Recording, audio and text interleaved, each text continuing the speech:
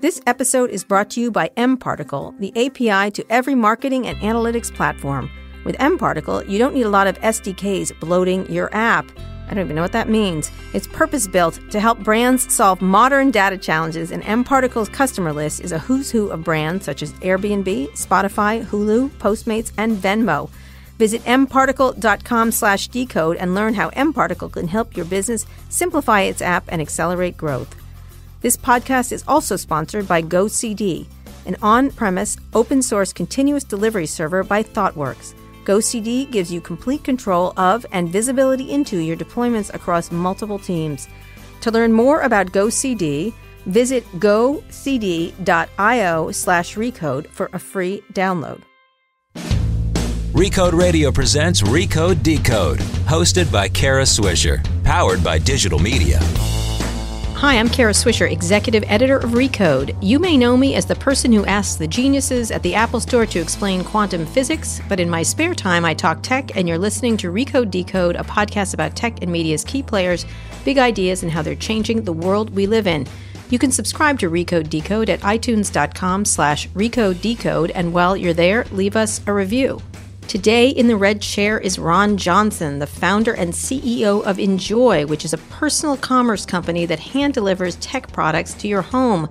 That delivery also comes with a real person who comes to help you set up all that technology. Ron is a legend, actually, in the e-commerce business, having spent 15 years at Target, making it hip, before joining Apple in 2000 to run its well-known retail stores. Ron, welcome to Recode Decode. Thank you. It's good to be here. So you have been around the block. You have done like an amazing things in your career. Why don't we talk a little bit about your career? Because I think it's really interesting how you moved from, I don't know if you know this, but I covered retail for 7 years for the Washington Post. So I know all about Target's hipness and everything else. And I wanted to get a sort of sense for you, just where you came from. You start off traditionally, just the way I start off in traditional media. Talk about your journey a little bit. Yeah, so my journey, I grew up in the Midwest, went to Stanford, Harvard Business School, pretty typical. Worked on Wall Street in the summer. Everyone wanted the big jobs, like at Goldman. Right. I had an offer to join Goldman's M&A group, which was pretty popular. Right, that's the hot spot, right. Back in the 80s. Oh, my God. You'd have been right in the middle of Michael deal. Lewis, Liar's Poker, the whole center. But I kind of wanted to be a retailer. I just loved being in stores. Why? I just had energy. I liked the creativity of it. It was kind of like playing sports. I played soccer in college. It's fast-moving. It's team-oriented. It's very creative.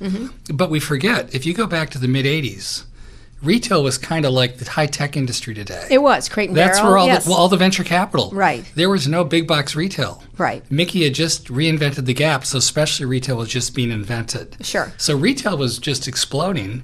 And I thought that's where the opportunities were. Right, and I'm trying to think, Crate and Barrel. There were all kinds of really stores, great stores, reimagining themselves, and they weren't particular specialty stores. I think that's what they were called, and people were getting out of the department store era. Yeah, but we forget Walmart was just a little old discount store in Bentonville at the time.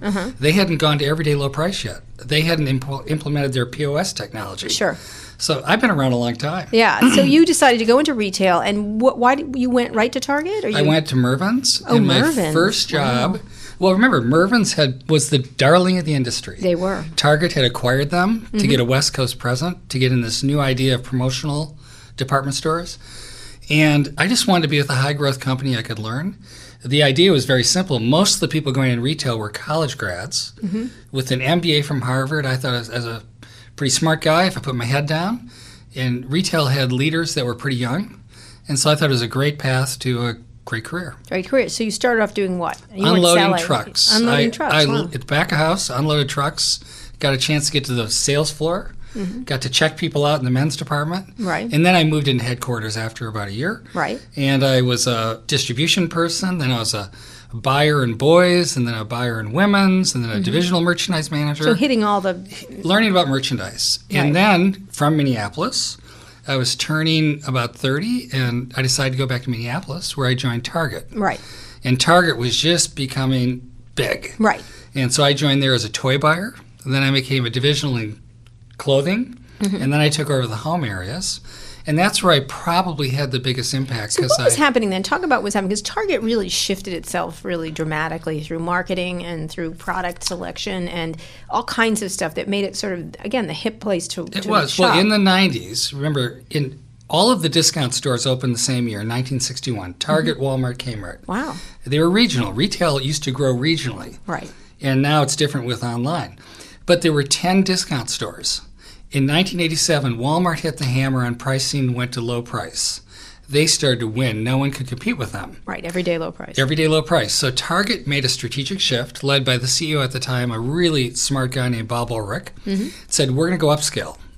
We're going to be the upscale alternative. And the idea was, in every segment, you have a premium store and a low-price store, and both can win. But if you're in the middle, you're kind of fuzzy. The muddy middle. I covered Woodward and Lothrop. Remember them? Right. So then the big idea I had, which was the breakthrough, people used to think of 2 categories of merchandise. Basic, where you had to be priced right every day. Paper towels. Fashion. But fashion's hard because sometimes you get it right, sometimes you don't. Sure. I hit on the idea of design, that you could have design as a core segment that got the markup of fashion without markdowns. Sure. So we went to Michael Graves, got him to do tea kettles and different things. Famous architect, yeah. And that was kind of when Target became Target. What Target? That's right. Did you name it Target? I didn't. You didn't, customers did. Customers did. So why Michael Graves, for example, when you did that? Well, we were looking for something that could be a signature with really great design. Right.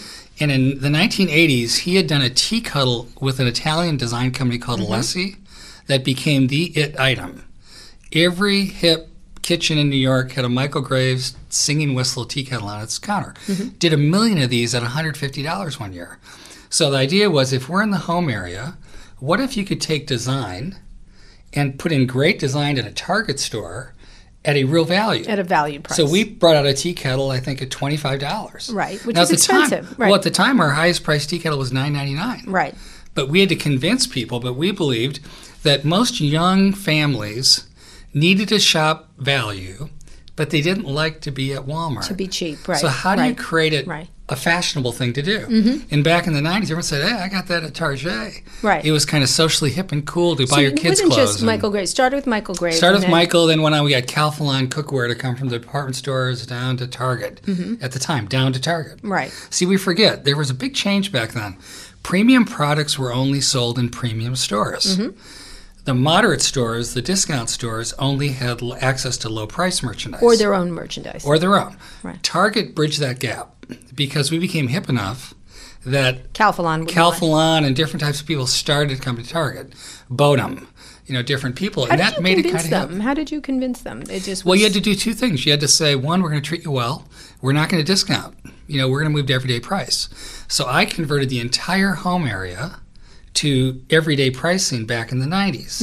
97% of our business was full price, whereas a lot of people were still promoting. Right, even though they were shallower.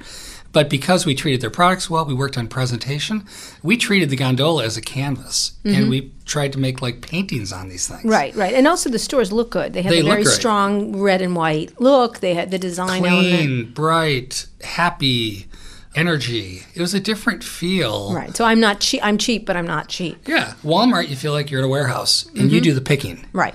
Target, you felt like I'm in kind of a hip, cool store with a big cart. Right. And it's kind of fashionable to be here, and And I can get my pickles. Yeah. And so Target did really well.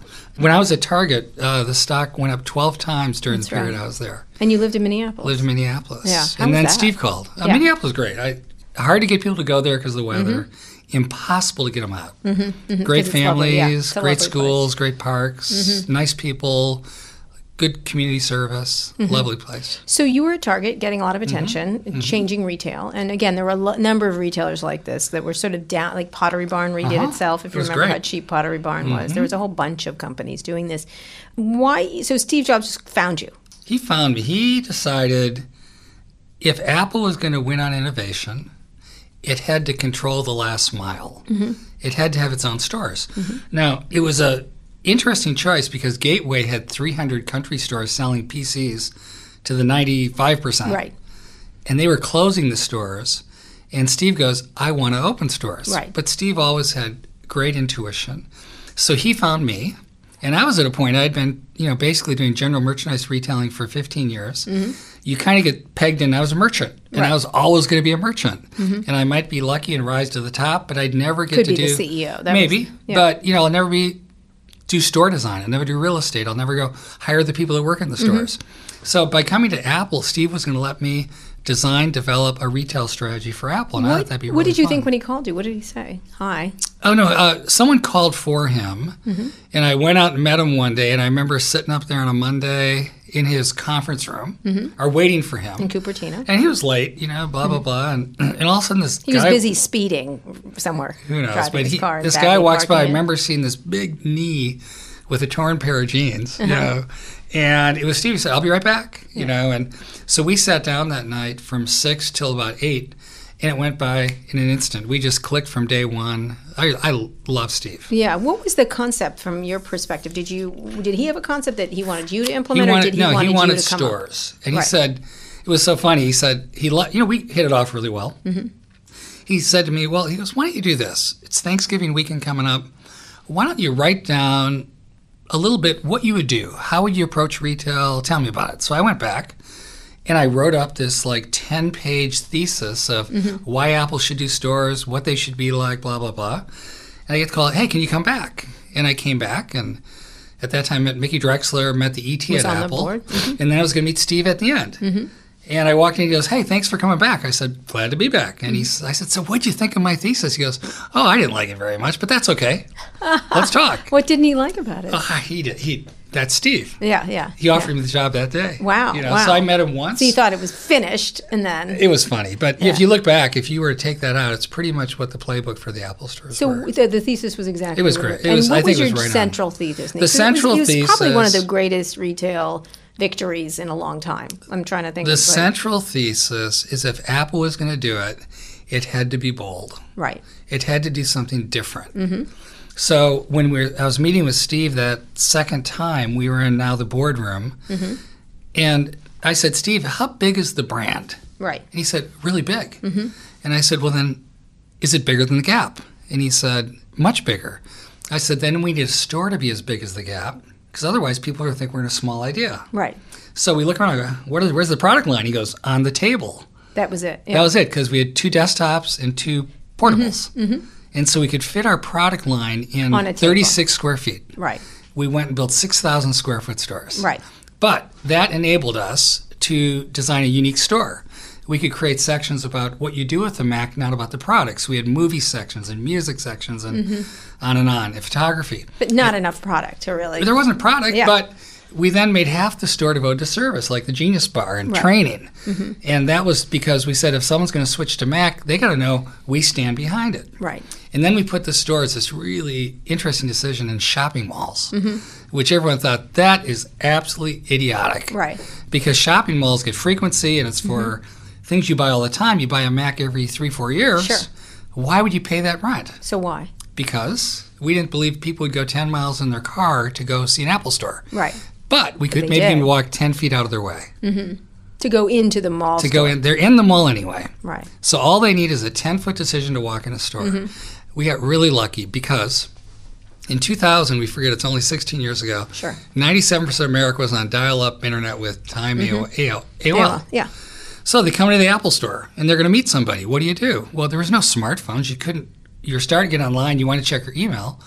Well, I'll use this computer at the Apple store. Right. So all these PC people tried a Mac for the first time. Right. Well, it turns out we had everything hardwired to high-speed internet. So it felt great. It was so fast. And Right. people thought the Macs are incredibly fast. But then we let the store become basically a free internet cafe. Sure. Suddenly it's busy. It's a beehive. But that got people to try the computer. Right. Then our employees had to find people that looked a little more interested. So you'd see someone, trying out iPhoto or checking out iTunes. Sure. And we talked to them. And we began to build just an incredible business from putting stores where people didn't expect them to be. It was the first So technology the store in first a store mall. was where? First store We was... opened 2 on May 19, 2001, one in Washington, D.C., one in Los Angeles. And they were, And why there? just because they Because were it's the great. New York store that got most of the attention. It did, but at the time, I told Steve, if we're going to do this, you can't test it. You got to believe in gotta roll it out. You got to go for it. So we booked 25 sites, and we said, let's open the best relative site first. So we got just a great site in Tyson's Corner. Tyson's Corner, Virginia. That's where I was. It's one of the top 10 centers It in is. the country. It is. You're going to be there eventually. I spent So- many December 24th there. Oh, isn't that fun? Yeah, I covered retail for the Washington Post. Yeah, but my attitude with Steve, it doesn't matter what store is first. If we're going to open 25, let's just get great locations. Right. So you had Tyson's Corner. And then Glendale Galleria. But then we opened up all the places. Short Hills. Another great mall. Mall of America. Woodfield in Schaumburg was a big mall at the time. We went down to Dallas. We went across the country. We opened 25 stores in 25 weeks. Wow. And it was great. Yeah. So talk about the concept of the store. First of all, it's a cafe. It's a social. It's a social place, but mostly we said the entire purpose when someone comes in the store is to engage. They've got to talk to a person or get their hands on a product. Nothing else matters. Right. So we got everything out of the way. There's no inventory on the floor. That was really counterintuitive, right? That people can grab stuff. You can grab stuff now in the walls, but it was very Spartan. It was just computers, and that was it. Because we didn't have other products. And they were just hooked to the internet. And people came in, what do you do? It's an inviting, beautiful environment. Well, I might as well put my hands on a product. And you used glass and wood. We did. What was the thinking? What were you trying to copy there? No, no one. No one. No, I'm trying to think of I give Johnny credit for this. Johnny Ive, his lab, he had designed these beautiful wood Parsons tables, which were kind of what the products would sit on. And there was something neat about this very familiar, homey wood, this beautiful maple wood veneer that you paired with high tech. It was high tech, high touch, and it just looked approachable. Right. And it made you want to put your hands on it. So you had to offset the technology with something much softer. So the Apple Store had these stone floors that came, the same things that are Florence sidewalks, beautiful maple wood tables, very simple design, clean, well lit. And the idea was that you'd only see in there is products and help. Right. And the glass stairways. We put them in. Whose idea was that? That was Steve. Because? He loved doing beautiful design. And we were opening our first 2-level store at Soho. And we imagined a glass stair. And that was amazing about Steve. I mean, he designed that stair probably like he did the iPod, which were about the same time. Wow. But Steve was into every little detail, the fittings, the structure. He understood the engineering of it.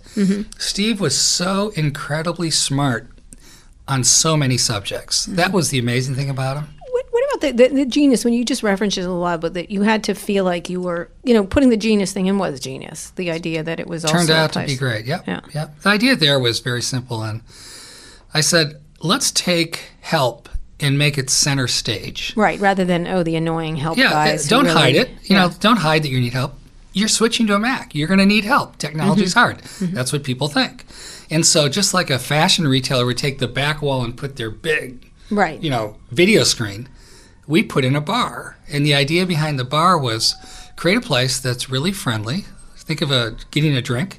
Bartenders can make any drink on the planet. Right. Why wasn't there food? We had water. We had Evian water. Yeah. But a bartender, they're friendly. They connect with people. They can make anything you want. Imagine we had great bartenders called Mac geniuses, smartest Mac people in town, but they dispensed advice. Just like a bar. And highly trained. Highly trained. Also, all your employees were highly trained. Everyone was highly trained, yeah. So that they didn't feel like dumb, like when you go to a Best Buy or wherever, where they just don't know what they're talking about. So I remember the day I came in and told Steve about the Genius Bar. He says, that's so idiotic. It'll never work. And I said, why? That's his first move all the time. He just loved it. His first move. But he said, Ron, he goes, you might have the right idea, but here's the big gap. I've never met someone who knows technology who knows how to connect with people. Yeah. He said, they're all geeks, so you can call it the Geek Bar. Right. And I said, Steve, kids who are in their 20s today grew up in a very different world. And they all know technology, and that's who's going to work in the store. He called the GC at the time, but the day later he said, could you trademark Genius Bar? And so then we did it, and it turned out to be it's kind of the soul of the store. It is. Everyone kind of remembers it, but it's like anything. You have an idea, you got to go execute. And then New York, which was a big... And the Glass Cube was a big deal. Right. And really the thinking deal. behind that? Well, we wanted to put a store on Fifth Avenue. It's the greatest shopping street in the world. We looked for years and years. And finally, our real estate guy came back and said, I've got a brilliant idea. Downstairs. He goes, we're going to take a spot that Donald Trump couldn't lease for 7 years. It's been unoccupied. And we get a hole in the ground. I said, what do you mean? He says, you can't put a store on the above grade. I go, we're going to Fifth Avenue without a store. We're going to go underground? Yeah. And he said, yes. And he said, we started to think about it. Well, the nice thing where we are on Fifth Avenue, Apple is, there'll never be a store north of it because it's zoned Yes, residential. residential, right. So we're not in the middle of Fifth Avenue. We are the first store first store. Right. The beginning of the world's great shopping street. Mm-hmm. And we decided that if we could create, the architect did a great job, Peter Bolin. Steve loved it. We all loved it. Imagine creating a glass box that was a door that was 32 by 32, 900 square feet. Mm-hmm. And if we did that, sometime during the day, light would be on every corner of the store at some point in the day. Right. And it only took up 5% of a public plaza. Mm-hmm. Plazas in New York are all 20,000 square feet, 100 deep, 200 wide. Right. So we convinced the city to let us put in this physical presence because we said, look, we're going to take 5% for our door, right, and we're going to redo the plaza for the city of New York. We're going to put in Wi-Fi. Mm-hmm. And, the city said, okay, and that became the Apple Store. But we rented it was like renting a parking lot. Down below. Because underground, we get the cheapest rent on Fifth Avenue. It's our rent was 1/8 of 2 blocks away. Wow. And we've got a signature store.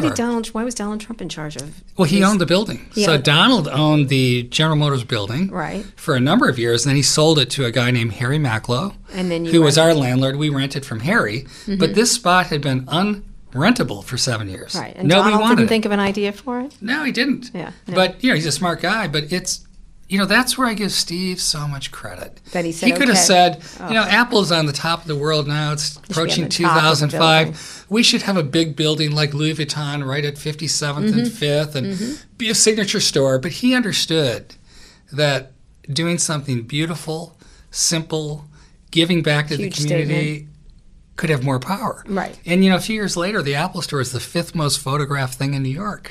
I just was there. I was just there. I enjoy it. I enjoy going there. All right, so we're going to end this section. We're talking about then you left Apple. Why? It was it'd become a hobby. Mm-hmm. I'd been there 12 years. 12 years. We had opened stores in how many? 13 countries. We were just nearing 400. Had you gone to China? Had you gotten to China? We were in China, yeah. Right. We had a bunch of stores in China, maybe like 5 to 10. Mm-hmm, mm-hmm. And it just became a hobby. And then I got a call to go to JCPenney, and I said, well, maybe that'd be fun. Really? Okay, we'll talk about that. That wasn't as fun. It wasn't as fun. No. All right, we're here with Ron Johnson, the well-known retailer of the digital age, I think. I think that's what we can call you. Personal robots will soon be a part of our daily lives. I recently met one that I think you'll love. Her name is Curry.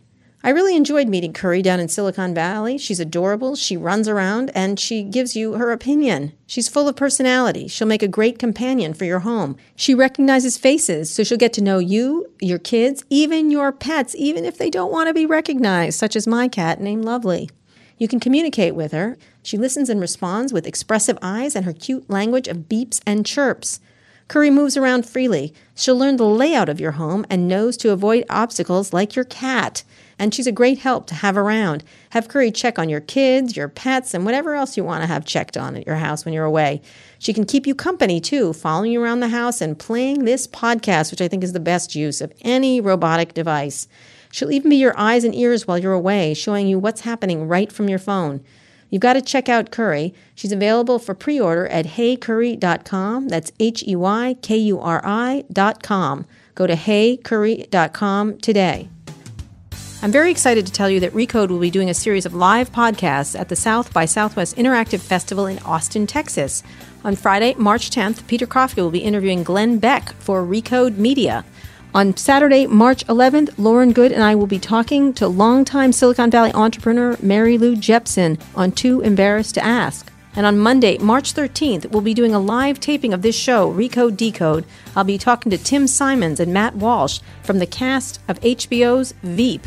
And as if that's not enough, our friends at The Verge will be doing 2 live episodes of The Vergecast. All of that's happening March 10th through the 14th at the Nat Geo Further Base Camp in downtown Austin. But wait, there's more. Yes, I really just said, wait, there's more. On Tuesday, the 14th of March, I'm doing yet another live interview, this one at the Austin Convention Center. I'll be talking to the founders of Crooked Media, Tommy Vietor, John Favreau, and John Lovett. If you're in town for South by Southwest, we'd love to see you at all these tapings. And here's the best part. These are free shows that are open to the public. For all of the details, visit recode.net. Okay, we're here with Ron Johnson. He is best known for creating the Apple stores along with Steve Jobs, and someone you might have heard of, and also a number of other things. And he's been, since then, an investor. He's been the CEO of JCPenney. Let's talk about your experience at JCPenney. So it was a big appointment. You started at Target, you went to Apple, and then you moved to JCPenney. What were you thinking?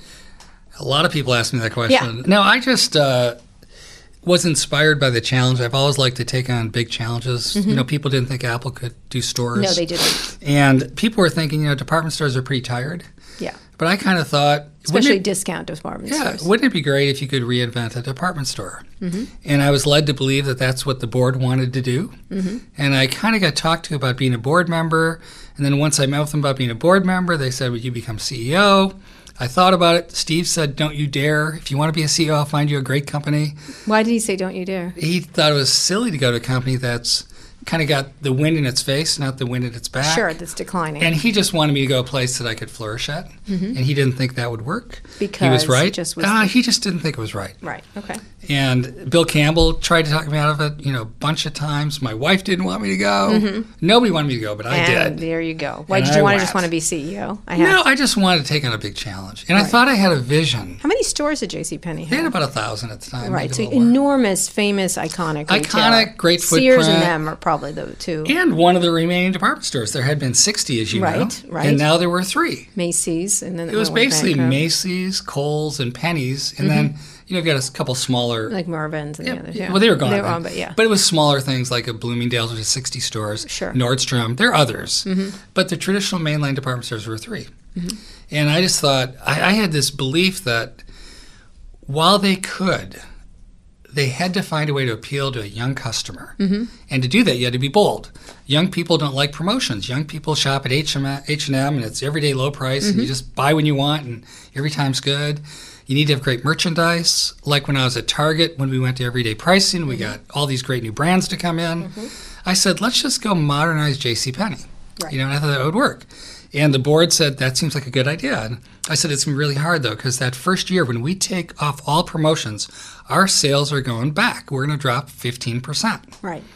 And we did. We went back. We dropped a little over 20. Mm-hmm. But it was clear from the moment business got tough, this was not a company up for a transformation. Why is that? Talk about that, because you thought that you could just it had to be transformed because it was headed down. There was it was just flat. It wasn't. It was doing just fine. Right, but it hadn't made any. It was the stock price was the same. The new digital commerce age was coming, and it was not prepared. Put it this way: in 2012, when I joined, the stock price was the same as it was in 1961. Wow. So they survived, but there wasn't much growth and value to the company, right? Mm-hmm.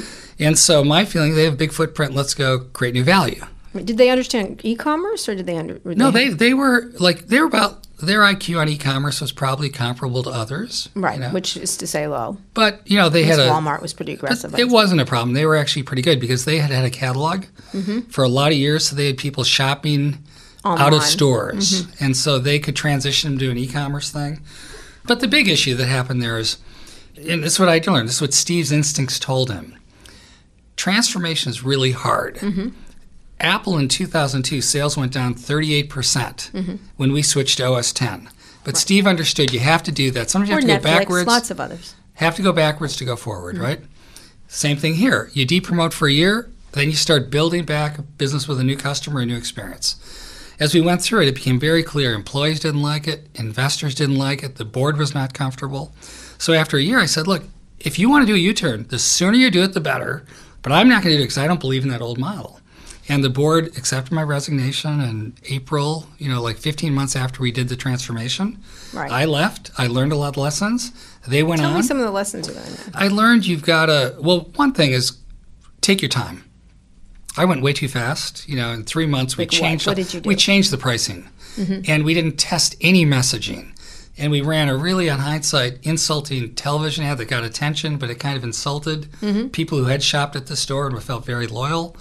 That was a big mistake. Why did you do that? Because You wanted shock. Well, I wanted to shock the employees. Because I felt that if I didn't do something quick, they wouldn't get it. They would never change. And so sometimes you have to just say, this is what we're doing. This is the path we're going. And that's what Steve would do. He'd say, "This is the direction we're going." And you better follow. But on hindsight, if we'd gone slower, it would have been better. That was probably the big lesson. The other one is you got to be careful who you work with. Apple was great because people wore their opinions on the sleeve. You knew exactly what they thought. Mm-hmm. And some of these larger companies, people don't communicate very clearly. They care more about retaining their position than winning. So people would tell you they get it, and they go along, but then they leave the meeting and they just go, "Don't worry about that. He'll be gone soon." Right. And I had a lot of passive-aggressive people on the team, not being critical. They were trying to protect their jobs. But it's really hard. So the lesson is... Did you think about getting rid of everyone at once? Or I didn't want to do that. Right. Yeah, but I remember when I came back, Safra Katz is a good friend, and Safra said, "So how many of the leadership team did you keep?" And I said, "About all of them." Mm-hmm. She goes, "Mistake number one." Yeah. Because honestly, it's not... If you're going to continue, that team's probably great. If you're going to fundamentally change your business strategy, you need a team that can implement that and who will embrace that. And so you probably would have, but I'm not that kind of guy. I like to bring people along. Work with. Yeah. So it was a hard thing, but it's all right. Where are they now? Where's the company now? It's just sort of they're struggling, yeah. Coasting along. It's the stock is well under half of when I left. Mm-hmm. So you leave here, not a success. No, I was like, people thought they came to my funeral. I mean, people, because I was in the middle of, I was like, not Donald Trump's press, but it was like that. Right. People were pretty angry and thought I was an idiot. I went from being the retail wonder boy to the world's worst CEO. Right. And so I'd see people and they'd look at me like, "Are you okay?" But it was kind of funny because I decided after that. What did you do? Well, no, I'm very depressed. No, but I wasn't. I'm not that kind of guy. And so I decided, in spite of this last chapter that had been really tough, I look back, I was pretty blessed. I joined Target at the right time. I joined Apple at the right time, worked with great teams. I had a tough year and a half at Penny's. But if you're blessed, be a blessing. Right. So I decided I'll make myself available for a year. If anyone wants to talk to me about what I've learned, I'll do it. Right. Well, I started to get 10 requests an hour. "Can you meet with me? Can you meet with me? Blah, blah, blah." And I was kind of like, "Do you feel sorry for me?" Right. But no, it was all these people, VCs saying, "Hey, can you go talk to Brian Chesky at Airbnb? He's building a company. Can you give him some lessons?" Right. "And can you talk to so-and-so from Dropbox?" And so you've had successes and failures and therefore can speak to the... They just want, a lot of people, a lot of young leaders in the Valley that would love mentors. And so people wanted me to say hi, and I was happy to do it. So I would take about 3 meetings a day at the most, because I wanted to take a break too. And I just go bounce up for an hour and talk to someone. And I discovered the energy. What I love is creating. I created the Apple stores. I had kind of helped reinvent Target. My strength is imagining, right? Right, but here you are giving advice. Yeah, and so then I said, well, wait, even though I'm 56, I got silver hair and I'm not your typical startup guy. Yeah. I got a lot of wisdom. And so this idea came to my head, which became Enjoy. Right. And I decided, let's go do it. So, but you had also been investing. Before we get to Enjoy, you invested in which ones? I invested in a variety. There's Phil's Coffee. I'm on the board. That's been really fun. The Melt, the grilled cheese thing here in San Francisco with Jonathan. Jonathan, we've had him on stage many times. I was involved in Nasty Gal, which was really interesting. Not as great an outcome. It didn't turn out well, but it was interesting. Sophia. Are you still? You're still? No, I'm not involved right now. Okay. But that was one, and then Enjoy's the big investment. But it's been good. And what were you looking for in these investments when you were doing these things? I didn't. The Melt, I think, is probably just fun for you, right? Well, things that I could have impact. It's like Phil's. Phil's is this great coffee shop based on experience. The Apple Store is based on experience. Right. They've got to figure out, how do I expand? This is Jacob Javer and his dad. And stuff, and his dad, and they're wonderful people. Yeah, and they are. I love helping them. Beloved in Silicon Valley, too. They are just...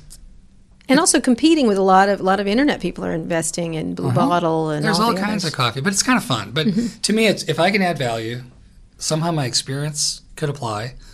What do you think works at Phil's? The experience, the whole I think it's the heritage. It's authentic, right? And you go there, people just want to be there, right? They hang, and the process, and there's a process of and making. It's personalized and it's real, and they've got great people, and you just feel a sense of authenticity. Where Starbucks is kind of like a factory, right? Even though they don't like to think that, it kind of is. And some of the other coffee businesses are too hip. And Phil's is just kind of homey, authentic, down home, and likable. Yeah, I feel like I hate handing over $5 to people who hate me. Phil's is great. Yeah, and Phil's they do is it great. all. It's great. It's been fun. So, but Enjoy. Start to explain Enjoy. Really simple. A couple people I talked, like John McFarlane from Sonos, came to me and said, "Ron," he goes, he wanted to meet, and we hadn't met before. And he said, how do I go to market? Stores don't work anymore. Yeah. I'm in Target. It just sits there.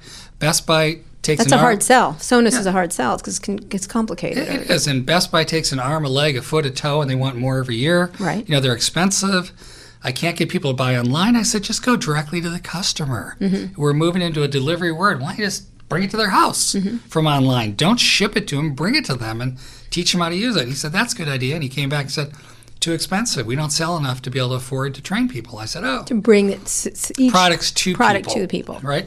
So then I started to think about it. I said, but imagine in this world that's led by Amazon, which is Amazon's the world's largest convenience store. It's got a broad assortment, fair pricing, easy to shop. But in the old days, premium products were never sold in a convenience store. Right. How should the best products go to market? So I said, what if you create a team of employees that represented all of the best products? Apple smartphones and Sonos music players and Eero Wi-Fi and DJI drones. And you took all the best, the leader of every category. You said, we're going to enable that company to go direct. You can go to their website and just say, order from here at the same price as Amazon, and we'll hand deliver it and teach you how to use it for free. So when you're going to do this, Sonos couldn't do it by itself. It had to go across. It needed a partner who could carry more than one product because you needed more volume of sales every day. So it couldn't be just Sonos because there's only a limited amount of people who want to buy Sonos. Yeah, so we decided, what if we could create the world's first smart last mile? If you think about it, a store was a last mile and you found trained people at times. Sure. What if you could deliver a really authorized, trained person that could go through the door for free? So you're combining what people like about stores still, which is expertise, presumably, like the Genius Bar. Yeah. And at the same time, nobody wants to go to a store anymore. Yeah, we're providing speed. So today you can order by noon, get it today. Wow. So we're fast. Yeah. We're faster than Amazon. We're smarter than Amazon because we teach and train. You can do it where? Where can you only do it? We're 10 cities right now. 10 We're cities. going to a lot more so you by keep inventory in back to all school. those cities. We have inventory. We have trained employees, and our employees are amazing. They're all employees. They're salaried, benefit, they got stock. Yeah. But they have the freedom of on-demand because if they're a 40-hour employee, they just set their schedule to 40 hours. They set their own schedule. We match them up with customers. So we're creating the first really great jobs of the mobile world. It's not a contractor. It's a real job. So do people then go to their sites and then you enjoy as part of the service? Yeah, just like Amazon. Amazon started, they had a little bookstore, but then there. they hosted the e-commerce for Target and They did. Toys R Us because they didn't know how to do it. But that built a big business. And then eventually people came to Amazon.com. Yes, eventually they screwed those retailers. We have Enjoy.com, which is kind of like a little specialty store that we don't invest in, but people can buy from. But we integrate into the websites of our partners. So like AT&T. So give me each of them. AT&T is our biggest partner. We're kind of working with them to reimagine how to buy a smartphone. So you can order a smartphone from AT&T.com and have it delivered today. Because those stores are a living hell. No, they really are. No, they actually. No, the stores are not great. They're not great. They're better than you think. No, I just was in one. I think they're much better than you think. Yeah, okay. But I do. But at the end of the day, the stores. Were I drinking, it would have been better. But no, but if you think of what's AT&T's number one issue, what do? It's not about the phone. It's about the network and what you do on the phone. Like right now, they've bought DirecTV. They're a media company. They're trying to change how we watch television.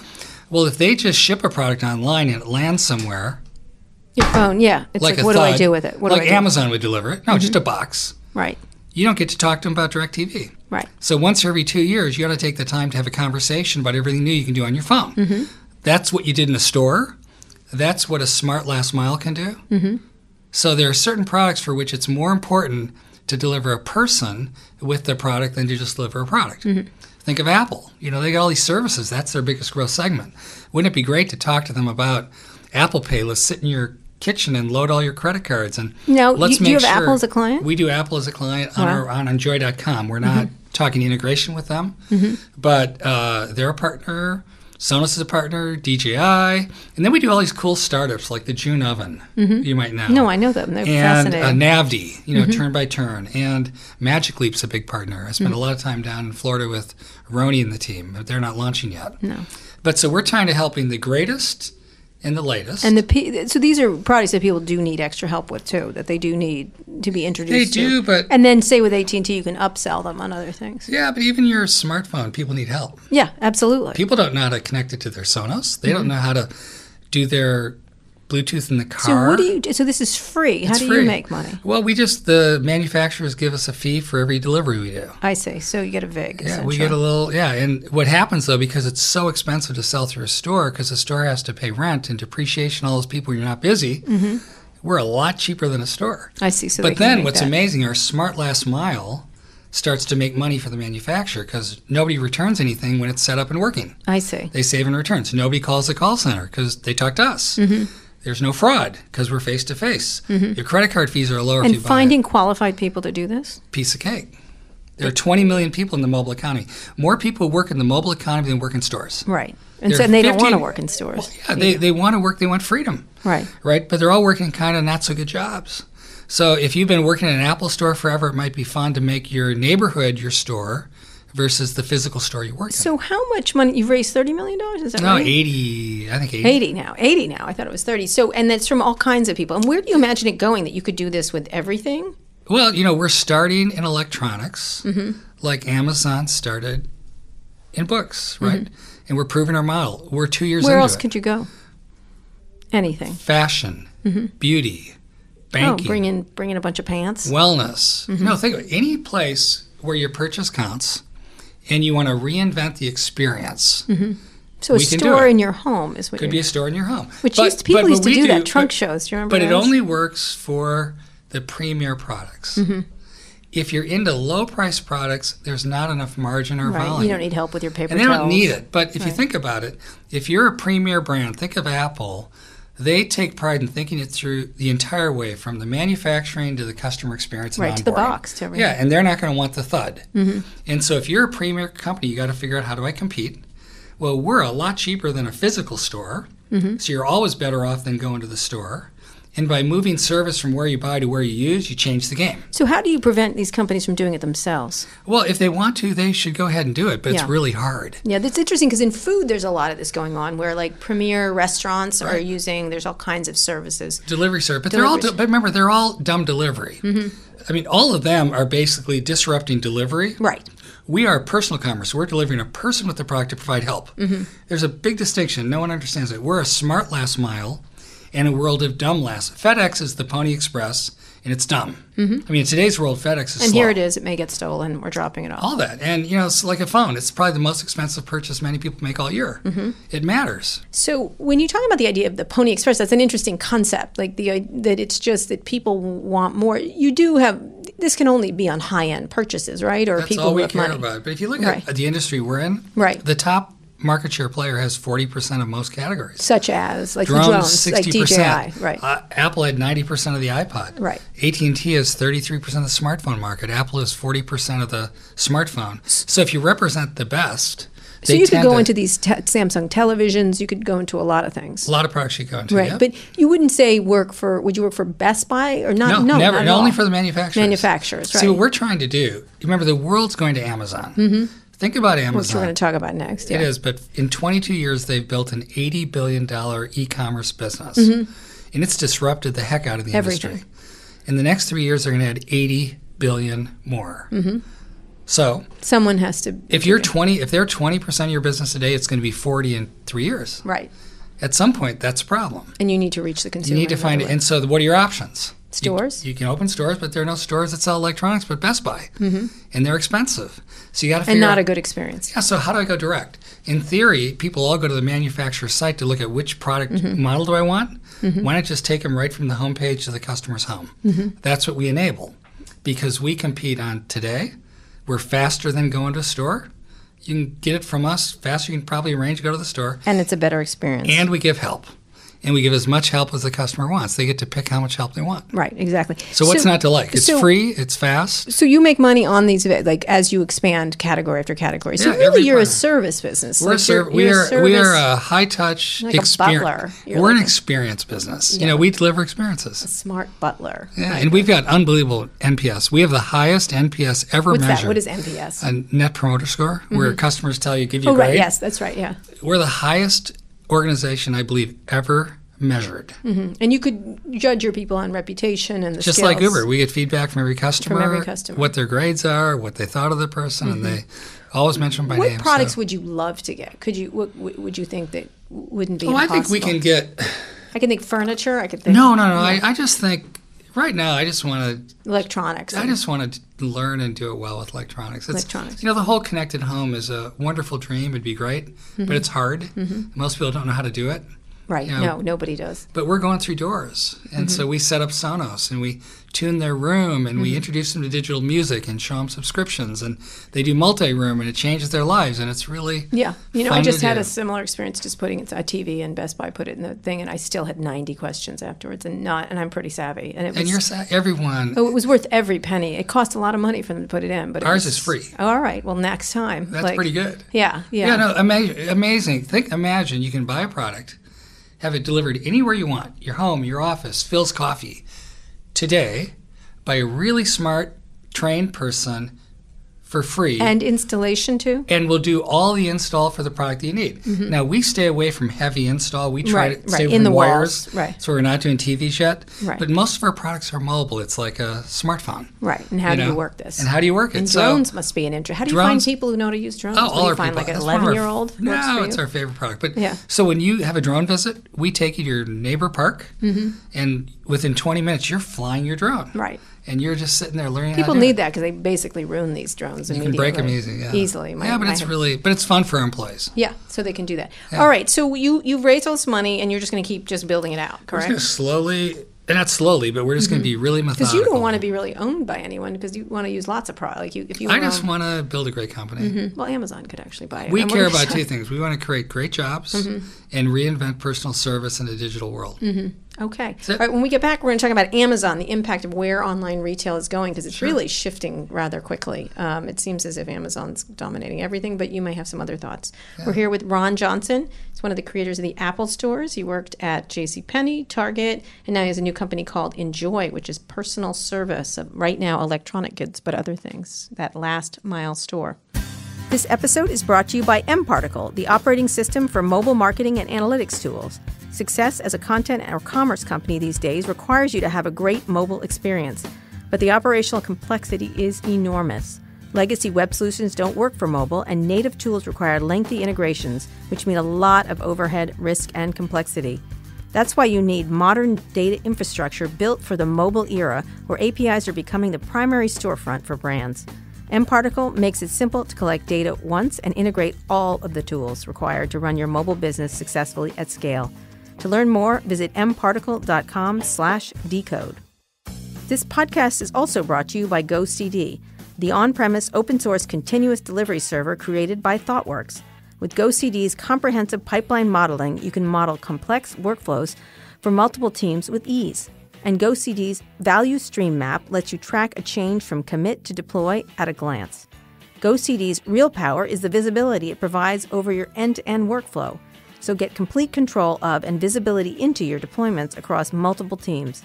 Say goodbye to deployment panic and hello to consistent, predictable deliveries. To learn more about GoCD, visit gocd.io/recode for a free download. Commercial support and enterprise add-ons, including disaster recovery, are available. Okay, we're here with Ron Johnson, who is best known probably for creating the Apple stores, along with Steve Jobs, who you might have heard of, and also a bunch of other things. His new company is called Enjoy, which is sort of doing last mile stores, because delivery and online home delivery has become so important to consumers. I think I can't remember the last time I've been in a store. I do everything via Amazon. That's pretty much it. You're not alone.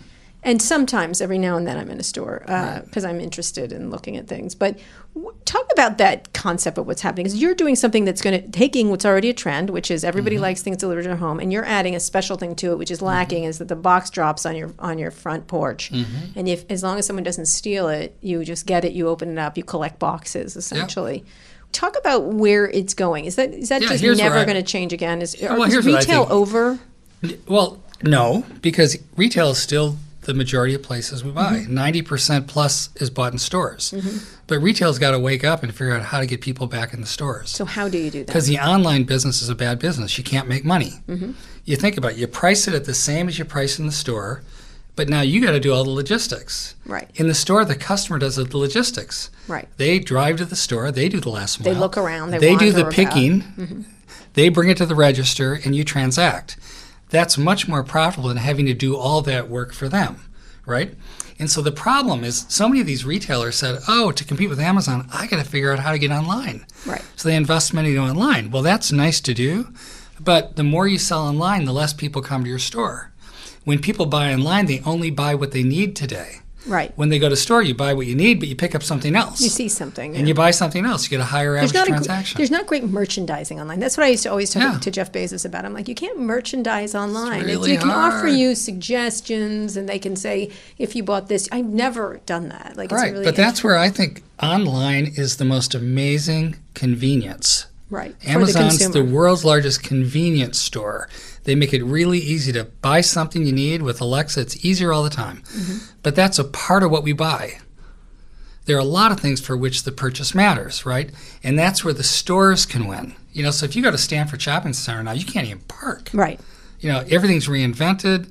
A mall has become a place where you go for your life. You go go to your SoulCycle class. You eat at all these fancy new restaurants. Right. The stores are interesting. It's kind of an experience. You'll drive further.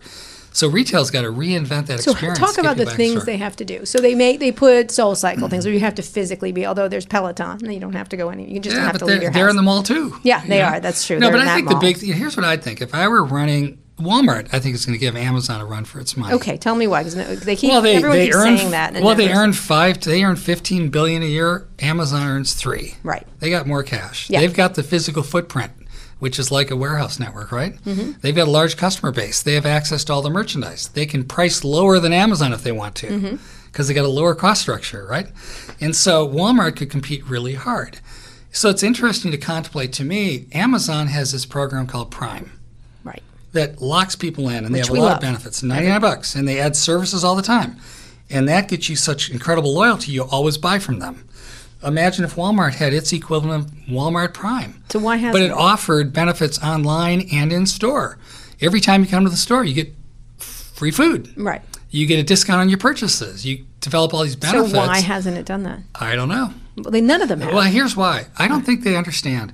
I said this last week to someone. Too many people are looking internally instead of externally. Example. You know, they've been focused on, I've got to become omni-channel. I've got to figure out how to get more people to my website. Well, that's like the Warriors going to play Cleveland in the NBA Finals and not caring about LeBron James, but saying, let's improve our zone defense. Right. At some point, you got to say, LeBron's the challenge. We got to defend LeBron, right? People have to look at Amazon's the poster child. We got to beat Amazon. Right. So We why gotta- don't they? Merchandising, speed. I got stores. I got all these tools. How do I do that to create a better experience for a customer than Amazon? They don't I don't even know. copy Amazon. It's No, fascinating. they just let them. I think they literally all. don't even copy them. Like you have Facebook copying Snapchat every 5 minutes, pretty much. And Yeah, they just have great scale, and they're a great company. Amazon's so innovative. What they've done with the cloud, what they're doing with this walking store, they're a really great. and I think they're going to company. get into logistics. They're going to get into all. Kiva. I'm they're fascinated. Robotics and unbelievable. logistics. Is No, gonna they're be big. unbelievably innovative. They're a really big, tough competitor. So why don't retailers compete with them better, or why do they either bemoan them or? See, I think it goes back to my experience at Penny's. Retailers have always been innovative on merchandising. meaning a nice plate. Yeah, they know Make how a to plate look pretty. pick a beautiful plate. Right. The and buyers, put it next to a they might know napkin. how to design a decent product. But when it comes down to everything else, they aren't very innovative. The store designs haven't changed much in the year. Location strategy hasn't changed. Technology hasn't changed. We still go to checkouts. Can you imagine going to a cash register today? Why isn't the card a smart card? You put in your products, it knows what's in there, and you walk out the door. Yeah. You know, it's that kind of innovation that would take the friction out of shopping that would make stores more palatable. So why don't they? They will, but I think... Well, you know, I was just thinking this in the Apple store the other day. I was.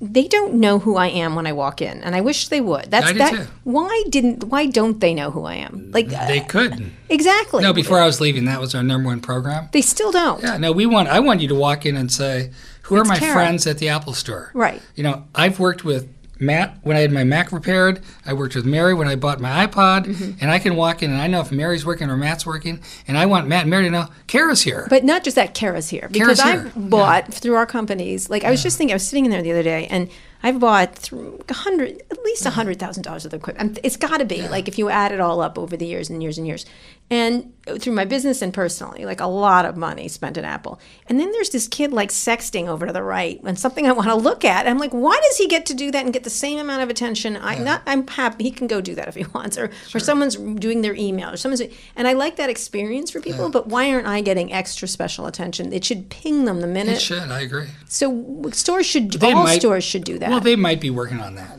Apple can do things others can't. Like in 2005, we introduced what we called Easy Pay Checkout. You didn't have to register. Right, because they knew who you were. Yeah, but everyone at Apple Store had a credit card. We already had built-in Wi-Fi networks to do the store. So, and you trust them. And people bought one or two items, so you didn't need a big cash wrap. You could just walk up anywhere. So we had reasons why we could do that. But everyone should have mobile checkout. Right, or know who you are, especially if But I agree with you. I think you should be able to opt in that when I walk in the Apple Store, I want the people to know I'm here. I want a parade. I want a little glass of wine. I want a standing ovation. I know, exactly. Depending, they should do that. They should do. But what about the idea of stores being bigger or smaller? We had the Walmart, Doug McMillan, on stage at Code 2 years ago. Sure. And he came because he was really confused about what was going on and wanted to meet all the digital people. And one of the things he said I thought was really striking on stage is maybe we don't need 100,000, 200,000 square foot stores. Maybe we need a 10,000 square foot store, which I thought was, people didn't really pay attention, but I was having covered retail. I was blown away by the repercussions of that idea. Like that Walmart does not have to be this massive warehouse experience. Right. That it was much smaller. And I was thinking the repercussions on work, on real estate, on trucking, on ding, ding, ding, ding. You just, like the whole industry changes really drastically in that case. Do you see that? Do you Absolutely, see that? So because what's the world doing? It's going to cities. Everyone's going to live in cities. They're getting dense. They're getting more interesting. The transportation is changing. So Walmart needs a store for different environments. Right, but do they should need have a those kit big of parts. stores? They still need some big stores, sure. Because that's part of what makes them great. If you're in rural America, the idea of going to one big store where I can get my groceries and all my stuff, and I've driven 10 miles. What about having it all delivered to you? Well, it's not going to happen in rural America because you can't afford to deliver. Remember, delivery is primarily a thing for cities and suburbs. It doesn't extend beyond certain trade areas for all these things. So you're going to need big stores, you need small stores, and you need great stores, and they have to all be integrated. And they're a part of your life. And you'll have stores where you work. Walmart should have stores near where you work. They should have stores near where you live. They should have stores near where you play. Or where you buy and then it delivers to your home too. Yeah. Like they can do that. Pay extra. So what about others getting into delivery when you see like the Googles and the others? I think it's a really, Uber, I think we're all learning it's a really tough business. Because? It's hard to make money. Because if you have to get a product and get it somewhere and it's low price, there's not a lot of margin to be made. And I don't think people are going to pay a lot of money for that. At some point, they'll just say, I'll go to the store. And eventually the stores will get convenient. They'll fix the checkout thing. They'll do the click and collect where it's easy to pick up. So you're not ever going to get a premium to deliver. The only way delivery will work really is if it's free. Right. And that's why we're doing Enjoy. We're free and we're fast and we're helpful. So we, like a good specialty store, work with a group of products that have enough economic margin to allow them to allow it. And, but and most have products this need can't. and have a need. And have a need. So if there's a need and there's economics, you got a chance. So what does the store of the future look like from your perspective? They're different. You're obviously they're totally different. Right. They are, but they're What all. are the main things they need to change? Checkout and transaction. You got to get rid of all checkout. That should be easy to do with technology today. So your phone. You walk in, you know who you are. You walk out. We know what you walked out with. So you got to eliminate checkout. Then you've got to find a way to get the content in the store to be really unique. It's got to be special. You got to carry things that are different than you find elsewhere. And then you've got to create an engage. Well, it's like because specialty stores have seen ups and downs. They have, but the reality, they're kind of me too. The product isn't that special, But no, it's also true that the new specialty stores are doing great. Such as? H&M, Zara, Massimo Dutti. The hard thing is people are always looking for the next thing. So young kids today don't want to wear what their parents wore. So it's really hard for a specialty store to last generation to generation. Absolutely. And I think that's part of the problem. But the new ones, they seem pretty popular. Uniqlo's done a pretty good job. Well, you know what? They're not too fashion conscious. They are fashion conscious, but not too much. So not too much. I remember one years ago in Washington that I wrote about, and it was a hot store, and I'm blanking on the name of it, but it was hot, and it was a big stock market, huge stock market valuation. And literally, they got culottes wrong one year. And that was the end of it. It was fascinating. It was so fashion oriented for teens that they missed 3 or 4 trends, and that was the end of that. And then they weren't cool, and then it was done. Yeah. And the stores have to improve the logistics. They shouldn't have the goods go right to the floor, and they shouldn't have too many, and they've got to speed their turns. And there's a lot you have to do. Do you need people? Do you need salespeople? Yeah, well, I think what you want to do is get rid of people, eliminate the transactional things like the people at checkout, and redeploy them on the floor so Which they can Amazon's trying to do with their things. They're trying to have people who help you with. I mean, if you walk into a Walmart or Target, all the people are those red shirts at the register. How many people do you see in the floor? Right, telling you about. And if they're doing anything, they're stocking the shelves. Yeah, exactly. Right, so you got to redeploy people to value-added functions. So when we're finishing up, talk to me about what you think, who's doing some great things. Like if you had to go through a bunch of people, if you had to go through, who would you say who's doing amazing things, both offline and online retailers? Oh, I think some of the online specialists are doing a really nice job. Such as? Like Everlane's carved out a little niche. Warby Parker, Bonobos. Boy, but is then that there's a great all experience. these. Warby Parker is a great experience. But there are all these other ones like Mack Weldon specializes in men's underwear, and it's unbelievable. Yeah. Right. So a lot of the special category niche online retailers, I think, are doing a beautiful job. Able Great to be merchandising. profitable? I think they will. Well, the problem is scale. It's hard to make money online until you get over $100 million. That was Nasty Gal's problem. They never could. They got to 80 million, 100 million, but then they couldn't quite get over the hump.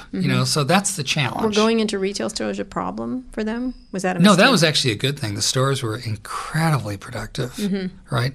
They just got over their skis on price points. They got their price points too high for their customer, and there isn't a lot of room for error on that. Right. And that was the big issue for Nasty Gal. But there are a lot of people doing well, and you've seen some non-hits though. There have been a lot. There are more non-hits than hits. I just had breakfast with Michael Dubin from Dollar Shave Club. He sold. So did Jet. They sold. Honest. It's not clear what's happening to them. How do you look at those? Because a lot of them are. I wouldn't say the Dollar Shave Club was a mistake because they did sell for that enormous amount of money. At the same time, they knew they couldn't get to the next level. It's hard to get to the next level, but there are a lot of big consumer packaged goods brands that want a new thing to grow. Right. And that's what Honest. I think Honest Tea is it. Honest. No, Honest. Honest. And then there's Honest Tea was another thing. That was a product. But Coke buys these people up, and P&G will buy them up. I think there'll be a lot of acquisition of people who want to build these young brands. Because remember, you're targeting a segment. Right. The millennial loves Everlane these brands. The millennials love these brands. That's Target's big issue, I think. That they don't. No, have the big issue for Target to me that hasn't been talked a lot about is they used to own the young mom. Every young person wanted to shop at Target. Get your baby stuff. Get your baby stuff. Get your kids' clothes. That customer is the online customer. That goes to Everlane. They go Same to thing Everlane. with the Gap. And so as those people think about the Gap. As they grow up, they're not going to be going to that Target bubble. And so Target's number one issue is not merchandise and food in Canada. It's how do they recapture the young mom, which is their core customer base. Walmart always had the value seeker and still does, and Walmart's competing well. I think Target's losing the young mom. Right, and so when you look at where it's going, you think Amazon is just going to continue to barrel. They're going to grow. I mean, they grew 26% last quarter. Imagine you're an old retailer, 22 years old, you're $80 billion, and you comp 26%. Never been done. 26% in 3 years is over 80. It's a double. Right. So there'll be a $160 billion commerce player in the U.S. in 3 years. Right. $80 billion, the size of the entire U.S. department store industry. So what do you do if you're a manufacturer of goods? You try to get out of Walmart. I mean, if I were a manufacturer, I would say, do I really want to be there? But I'm not going to let it get above a certain share. Because the history is filled. When people get big, they tend to get greedy. They tend to get powerful. Steve used to say, the reason we're going to beat, the PC industry is they're pigs, right? He used to say Intel and Windows have all the profit. Yeah. And none of the value. And none of the value. And, so bigness tends to be dangerous. And so you never want to get too much. What's the mistake Amazon will make? I think their biggest mistake is if they don't really take care of all of their stakeholders. I think they care deeply about their customers, and I think they care deeply about themselves. I'm not sure how much they value their manufacturing partners. And the art of business is treating all stakeholders well. I think the great companies, the reward of great service is a profit. and you've got to serve your customers, you've got to serve your employees, you've got to serve your partners. And if you do all those well, you're probably going to have a great business. So I think Amazon's biggest risk is they become greedy. Just like the others. Just like the others. Pigs, yeah, right? Yeah, I think so. Anyway, on that note, Ron, one last story. I always ask everybody what mistake they made that they wish they hadn't or they learned from. And it doesn't have to be a learning experience. This isn't one of those shows. But I think a lot of entrepreneurs, you're obviously entrepreneurs. You're still an entrepreneur. You're doing something else. You can't help yourself. If you had to give a piece of advice or something, usually people learn through mistakes. It doesn't have to be mistakes. Maybe something you did incredibly well. Yeah, my advice, like the big mistake I made, if you look back at my career, was probably going to Penny's. It also became my best learning experience. So the key is when you make a mistake, get out. Quick. Move. Go to the next thing. You know, it's true, I think, when you're young in a relationship. You know, it's true in life. Right. If you make a mistake, like some people have been doing at work lately, doing something they shouldn't do with an employee, you know, admit it, acknowledge it, clean up, move on. You know, so I think the key here, when you make a mistake, and we all make good decisions, we all make bad decisions, you know, fit issues, move on. You know, be honest with yourself. And fix it. Fix it. And that's true with business decisions. That's true with career decisions. You know, you're going to make mistakes.